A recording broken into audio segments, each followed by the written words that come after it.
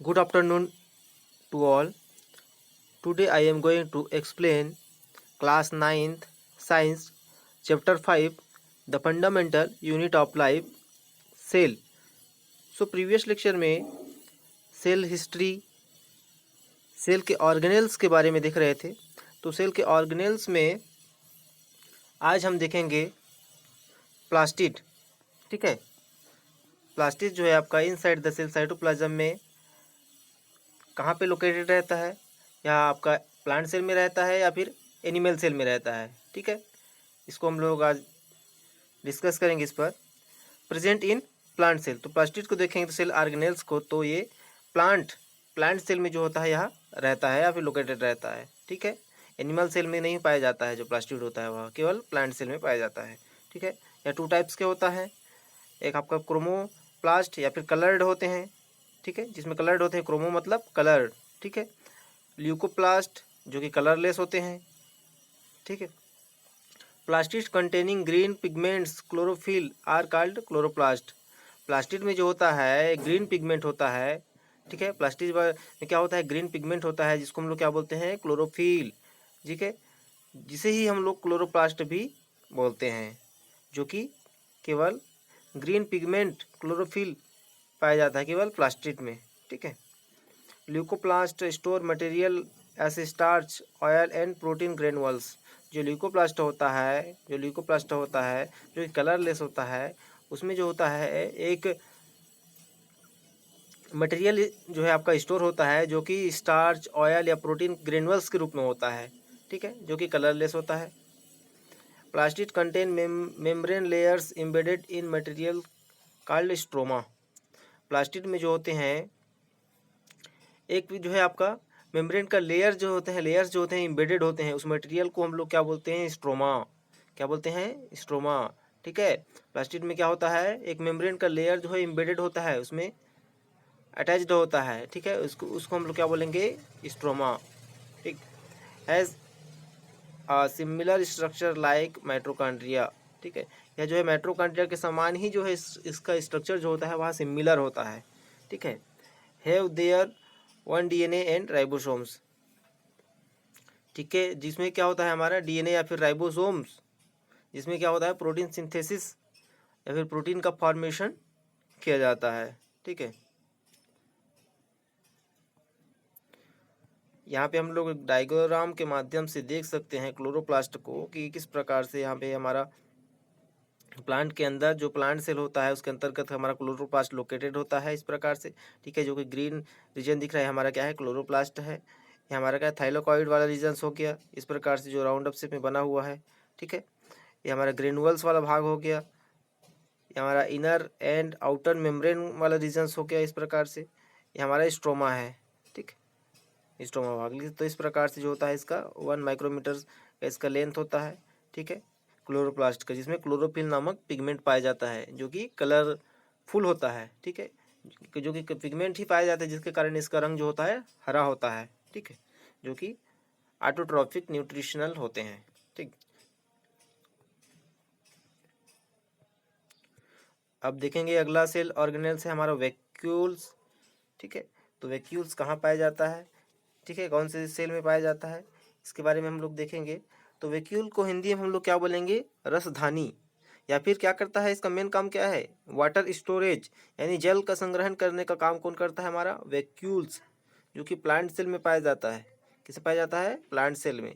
ठीक है, एनिमल में स्मॉल, बट प्लांट सेल में यहाँ जो है बड़े साइज में पाया जाता है, क्योंकि जितने भी आपका वाटर है उसको आपका रूट सिस्टम के माध्यम से वैक्यूल में जो होता है स्टोर किया जाता है, और आल जो आपका उसके पार्ट्स हैं, जैसे लीव्स हो गया, फ्रूट्स हो गया, फिर जितने भी ब्रांचेस है वहाँ पर जो होता है उसको ट्रांसपोर्टिंग काम किया जाता है, वैक्यूल में स्टोर रहता है आपका। ठीक, स्टोरेज से फॉर सॉलिड और लिक्विड कंटेन, एक जो है स्टोरेज सेक होता है। ठीक है, इस राउंड अप शेप में जो है स्टोरेज सेक होता है, जिसमें आपका सॉलिड एंड लिक्विड जो कंटेन होता है उसको स्टोर करके रखा जाता है। Small size vacuoles are present in animals. लेकिन जो एनिमल सेल होता है, जैसे हम लोगों का सेल है, इसमें जो होता है, जो वैक्यूल होता है बहुत ही छोटा होता है, स्मॉल साइज में होता है। लेकिन जो प्लांट सेल होता है उसमें वाटर स्टोरेज के लिए इसका साइज जो होता है वह लार्ज होता है। ठीक है। In plant cell vacuoles are full और cell sap and provide turgidity and rigidity to the cell. Plant cell की बात करें तो वैक्यूल्स होता है वह फुल सेल से में होता है, जो कि प्लांट सेल जो होता है उसको क्या प्रोवाइड करता है, turgidity and rigidity of the cell. उसको जो है, उसका जो शेप होता है उसको बढ़ाने का काम मेन कौन करता है, हमारा वैक्यूल्स ही करता है।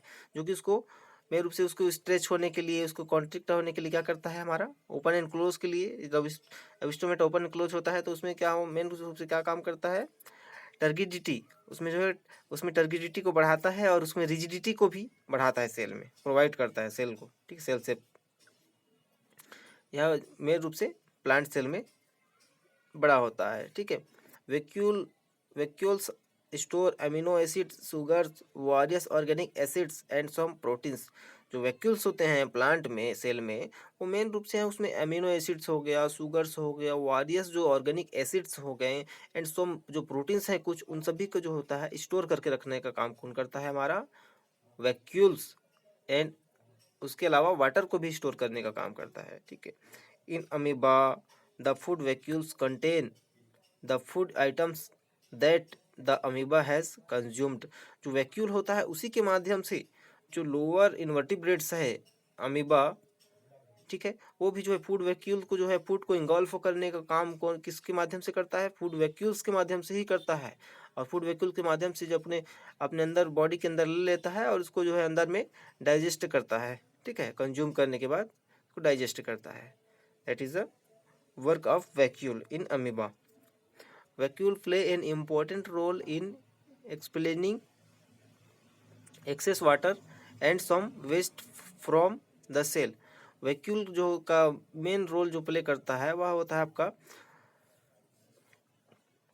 Access of water, expelling excess water and some waste product of the cell.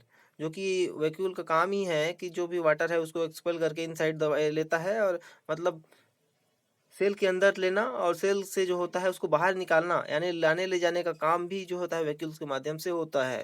जो वेस्ट प्रोडक्ट होते हैं उसको वैक्यूल्स के माध्यम से ही इस सेल से जो है रिमूव किया जाता है, और वाटर का जो कंटेंट होता है उसको वैक्यूल के माध्यम से ही सेल के अंदर लिया जाता है और स्टोर करके रखा जाता है।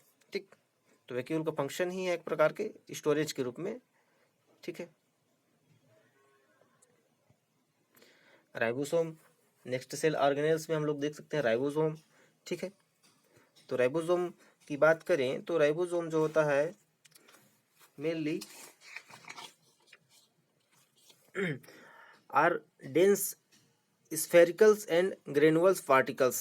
ठीक है, present freely in matrix cytosol और remain attached to the rough endoplasmic reticulum यानी RER। तो यह क्या होता है, एक स्फेरिकल एंड ग्रेनुअल पार्टिकल्स होता है। क्या होता है, स्फेरिकल्स एंड ग्रेनुअल्स पार्टिकल्स होता है।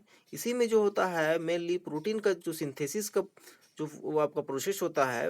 राइबोसोम 70 टाइप्स और राइबोसोम 80, दो साइज में होते हैं। ठीक है, जो कि आपका जो साइटोसोल होता है सेल का, उसमें जो है फ्रीली जो होता है मैट्रिक्स में प्रेजेंट होता है यहाँ। ठीक है, और किससे अटैच रहता है, रफ इंडोप्लाज्मिक रेटिकुलम है, जो कि आपका इंडोप्लाज्मिक रेटिकुलम का एक पार्ट होता है, रफ इंडोप्लाज्मिक रेटिकुलम, उसमें अटैच होता है। और प्रोटीन सिंथेसिस, प्रोटीन का जो फॉर्मेशन होता है उसमें जो मेन रोल प्ले करता है। ठीक है, राइबोसोम में ही प्रोटीन का सिंथेसिस होता है। ठीक है, जो कि 2 पार्ट्स में डिवाइड हो जाता है, एक लार्ज पार्ट होता है और एक स्मॉल पार्ट होता है। Major constitution in RNA and proteins, मतलब जो होता है मेन रूप से RNA और प्रोटीन बनाने का काम जो होता है वो मेजर रूप से RNA आपका राइबोसोम का ही होता है। नॉट बाउंडेड बाय मेम्ब्रेन, जो कि मेम्ब्रेन से बिल्कुल बाउंड नहीं होता है, आपका रफ इंडोप्लाज्मिक रेटिकुलम में अटैच्ड होता है और बीचों बीच होता है साइटोसोल के। ठीक है, present in both prokaryotic and eukaryotic. जो राइबोसोम है वह प्रोकैरियोटिक सेल में भी और यूकैरियोटिक सेल दोनों में प्रेजेंट होता है। ठीक, cell except mammalian red blood sales.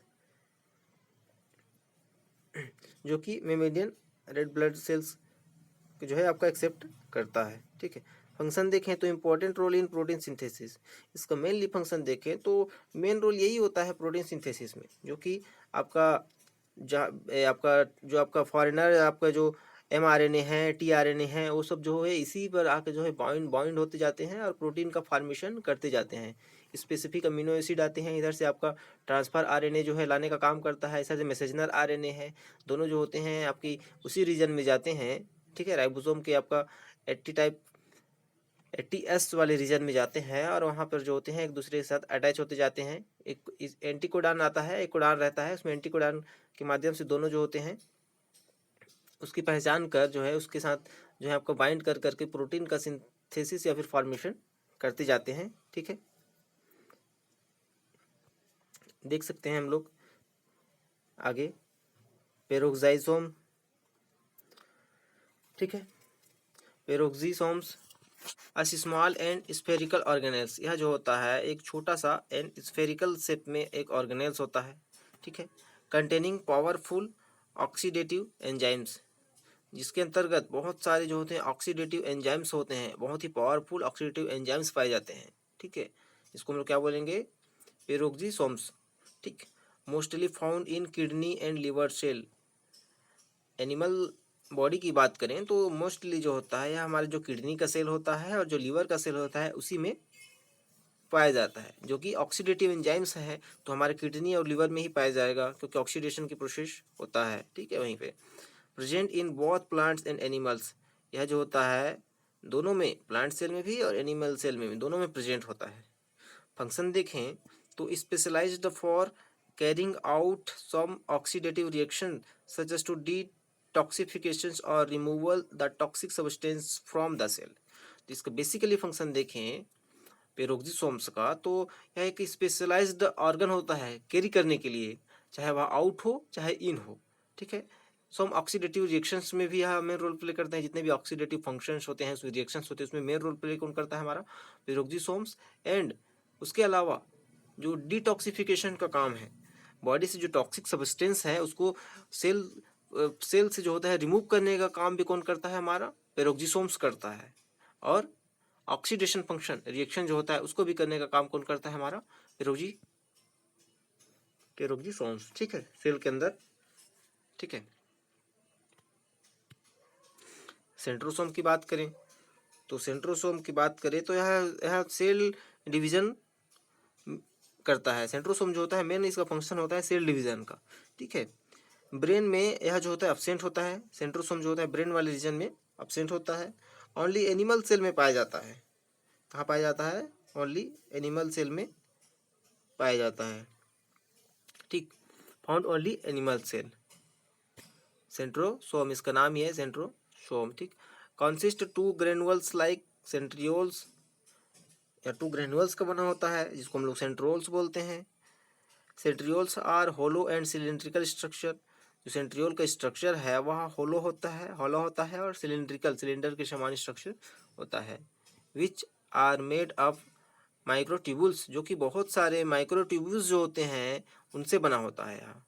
ठीक, in plant cell polar caps perform the function of centriole. अगर प्लांट सेल की बात करें तो इसमें जो होता है आपका जो सेंट्रियोल का रोल होता है वह एक पार्ट होता है पोलर कैप, जो कि उसका रोल परफॉर्म करता है। ठीक है, प्लांट सेल में क्या पाया जाता है सेंट्रियोल की जगह, पोलर कैप्स। ठीक, जो कि सेंट्रियोल का फंक्शन परफॉर्म करता है।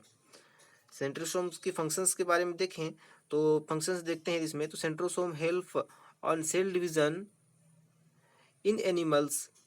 During cell division, centrioles migrate to the poles of animal cell, are involved to spindle formation। तो इसका फंक्शन ही है सेल डिवीजन में जो सेंट्रोसोम होता है, तो इसमें क्या हो एनिमल सेल में होता है और इसका मेनली देखें तो जब सेल डिवीजन होता है तो उस दौरान जो सेंट्रियोल होता है वह जो होता है माइग्रेट हो जाता है और जो आपका सेल की जो पोल वाले रीजन्स में जाकर जो होता है एनिमल सेल में स्पिंडल फॉर्मेशन करता है। क्या करता है, स्पिंडल शेप में जो है क्रोमोसोम्स का फॉर्मेशन करता है। ठीक, मेन फंक्शन यही है सेल डिवीजन में माइग्रेट होकर पोल्स में जाकर जो है स्पिंडल का फॉर्मेशन करता है या फिर इन्वॉल्व हो जाता है उसमें। ठीक, इन प्लांट सेल में बात करें तो cell division involve polar caps the spindle formation. जो प्लांट सेल में बात करें सेल डिवीजन, तो उसमें जो है आपका पोलर शेप में जाकर क्या करता है, हमारा पोलर कैप्स का फॉर्मेशन करता है और क्या बनाता है, स्पिंडल फॉर्म करता है। ठीक, सेंट्रोसोम। अब हम लोग देखेंगे प्लाज्मोडेस्माटा। तो प्लाज्मोडेस्माटा क्या होता है इसको देखते हैं। तो प्लाज्मोडेस्माटा जो होता है are microscopic channel which transverse the cell wall of plant cell and some algal cell enabling transport and communication between them। एक बहुत ही छोटा चैनल होता है, क्या होता है, माइक्रोस्कोपिक चैनल। ठीक, बहुत ही सूक्ष्म एक चैनल या फिर रास्ता होता है। ठीक है, transverse the cell wall of the plant cell, क्योंकि प्लांट सेल के सेल वॉल, सेल का जो वॉल होता है, जो बाहरी दीवार होता है, उस पर पाया जाता है। ठीक, सो हम एल्गी सेल एग्जांपल के लिए देखें, कुछ एल्गी सेल में enabling transport and communication between them, जो कि किसी एल्गी सेल की बात करें तो उसमें जो होता है ट्रांसपोर्ट का काम और कम्युनिकेशन का काम, जो सेल वॉल में एक माइक्रोस्कोपिक चैनल है कोई भी प्लांट सेल में, जो कि एक सेल वॉल में जो होते हैं आपका ट्रांसपोर्टिंग के लिए और कम्युनिकेशन के लिए, दोनों के बीच में जो होता है मेन रोल प्ले करता है। कौन? प्लाज्मोडेस्माटा। ठीक, channel through the cell wall that allow molecules and substances to move back and forth as needed। तो इसी चैनल के माध्यम से, जो प्लाज्मोडेस्माटा चैनल है, उसी के माध्यम से सेल वॉल में कोई भी मॉलिक्यूल से सबस्टेंस जो होते हैं मूव होते हैं। ठीक है, चाहे वह इनसाइड हो चाहे आउटसाइड हो, तो एक चैनल होता है, माइक्रोस्कोपिक छोटा सा रास्ता होता है, जिसके माध्यम से वहाँ के जो सबस्टेंस या मॉलिक्यूल्स होते हैं वह अंदर और बाहर होते हैं। ठीक है, move back and forth to needed, आवश्यकता के अनुसार उसके माध्यम से ट्रांसपोर्ट होता है।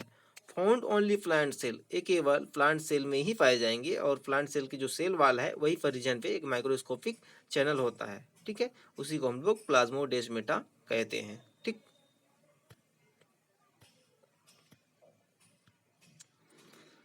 अब देखेंगे हम लोग सेल डिवीजन। सेल डिवीजन क्या होता है? ठीक, तो मेनली देखें तो process by which cell divides into two और मोर डॉटर सेल्स। तो सेल डिवीजन के प्रोसेस में वही है कि आपका जो टू और मोर डॉटर सेल्स जो होते हैं इसमें डिवाइड होते हैं। जब एक सेल है तो उसके उससे दो या फिर दो से चार जो होते हैं उसके डाटर, उसकी जो डाटर सेल्स जो होते हैं वहाँ डिवाइड होते जाते हैं बाय थ्री प्रोसेस, या तीन प्रोसेस में होता है, binary fission, mitosis and meiosis. ठीक, सेल डिवीजन तीन में होगा। ठीक, बाइनरी फिजन के माध्यम से भी होगा, मिटोसिस के माध्यम से होगा और मियोसिस के माध्यम से भी होगा। इसे हम डायग्राम में हम लोग समझ सकते हैं, इस प्रकार से दिया हुआ है। ये हमारा बाइनरी फिजन का सेल डिवीजन हो गया, मिटोसिस का हो गया और मियोसिस का हो गया। तो बाइनरी फिजन में मेनली देखें तो डीएनए का रिप्लिकेशन होगा। मान के चलो एक डीएनए है, उसका रिप्लिकेशन हो गया तो एक से एक था, यहाँ पे क्या हो गया, दो हो गया। ठीक है, क्रोमोजोम का सेगमेंटेशन होगा, उसके बाद सेग्रीगेशन होगा। बाकी जो क्रोमोजोम है दोनों का बीच से यहाँ से क्या हो जाएगा, दोनों का सेग्रीगेशन हो जाएगा। तो यहाँ प्रकार क्या होगा, बीच से यहाँ पे डिवाइड हो जाएगा इस प्रकार से, और ये यहाँ से इस प्रकार से डिवाइड होकर अलग अलग हो जाएंगे। ठीक है, उसके बाद साइटोकाइनेसिस की जब प्रोसेस होगा, जब सेल बनने की प्रोसेस होगा साइटोकाइनेसिस, तो ये अलग सेल बना लेगा और ये अपना अलग सेल बना लेगा। इस प्रकार से जो होता है सेल का डिवीजन हो जाता है। ठीक, अलग अलग साइटोप्लाज्मिक रीजन डिवाइड हो जाता है। ठीक, बात करें मिटोसिस की तो यहाँ पे हमारा डिप्लॉइड सेल है। ठीक है, इस प्रकार से डिप्लॉइड सेल है। तो उसमें क्या हो रहा है, डिप्लॉइड सेल का जो आपका सेंट्रियोल्स है वह पोल वाले रीजन्स में जाता है। इस प्रकार से ये हमारा पोल वाला रीजन्स हो गया, इस प्रकार से जाएगा। ठीक है, यहाँ पे क्या हो रहा है, एस फेस है। ठीक, एस फेस है। एस फेस के बाद हमारा यहाँ पे क्या हो गया, जो बीच का जो सेंट्रियोल्स था वो पोल वाले रीजन्स में इस प्रकार से डिवाइड हो गया, इस प्रकार से इधर से इधर से इस प्रकार से डिवाइड हो गया है। ठीक है, उसके बाद क्या हुआ, फाइनली यहाँ पे देखेंगे तो बीच से जो आपका साइटोप्लाज्म भी अलग हो डिवाइड हो गया, और आपका जो क्रोमोसोम्स हैं वो भी पोल वाले रीजन में जाकर डिवाइड होकर जो है आपका टू डॉटर सेल का फॉर्मेशन इस प्रकार से हो जाता है। ठीक, मियोसिस की बात करें तो मियोसिस में भी वही प्रोसेस है, यहाँ पे भी एस फेस है, डिप्लॉइड सेल है। डिप्लॉइड सेल्स इस प्रकार से डिवाइड होकर पोलर रीजन्स में जो आपका स्पिंडल्स हैं, जो सेंट्रियोल का है, स्पिंडल्स वाले भाग बनाते हैं, चले जाते हैं। ठीक है, उसके बाद यहाँ पर फिर इस प्रकार से डिवाइड होकर जो क्रोमोजोम्स है, जो डॉटर क्रोमोजोम्स हैं, वह 2 में डिवाइड हो जाएंगे। ठीक, 2 के बाद यहाँ पे क्या फॉर्मेशन होगा, गेमिट्स का फॉर्मेशन होगा इस प्रकार से। ठीक, गेमिट्स का फॉर्मेशन होगा, फिर जाइगोट बनेगा। यहाँ पे डायग्राम में अच्छे से स्पष्ट दिया हुआ है। ठीक, गेमिट्स फिर zygote. Okay student, cell division को हम लोग अच्छे से नेक्स्ट क्लास में और अच्छे से डिस्कस करेंगे। ठीक है, थैंक यू।